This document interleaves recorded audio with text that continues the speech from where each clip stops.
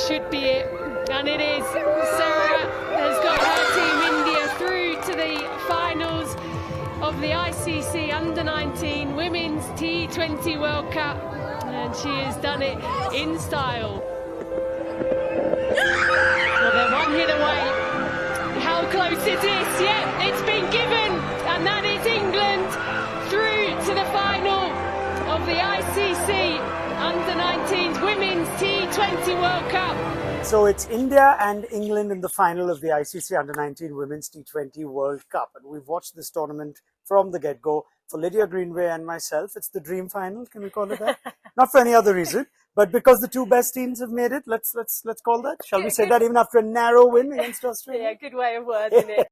Yeah, now let's talk about the final, shall we? Someone's going to etch their name in history, either India or England. I'd love to start with England. So I watched them against Australia, defending 99 successfully.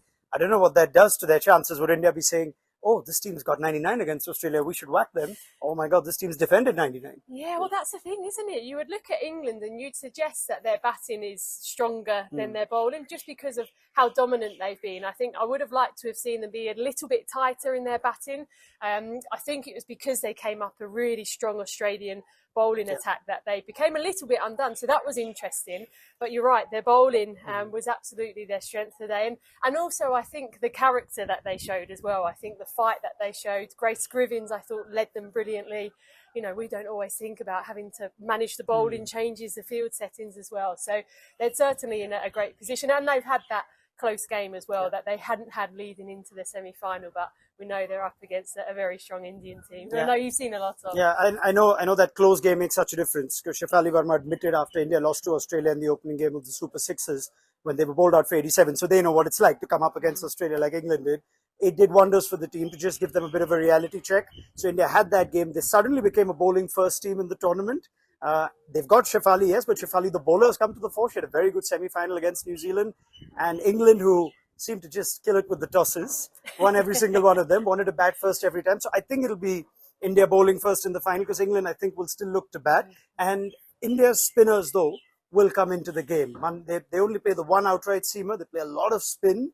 And it'll be interesting to see if England, learning from the semi-final, Lydia, will bat any differently. Because we know they're one way, they get 160, 180.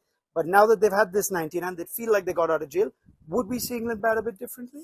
Possibly. I think also because of the pitch, it was a fresh one in terms of the tournament. It hadn't been used, but it had been used prior to that in the South African season. And actually what we saw was the ball was dying a little bit. It might actually take a bit more turn as well, which will be India's strength. So we might see not a more conservative England, but maybe a batting side of England who might not be setting their ambitions too high when it comes to the actual total that they score. But either way, I know we're in for a cracker. Absolutely. Let me just give you our players to watch out for, right? I want you to pick two, Lydia, from England. Surely you're going to pick Grace Scrivens?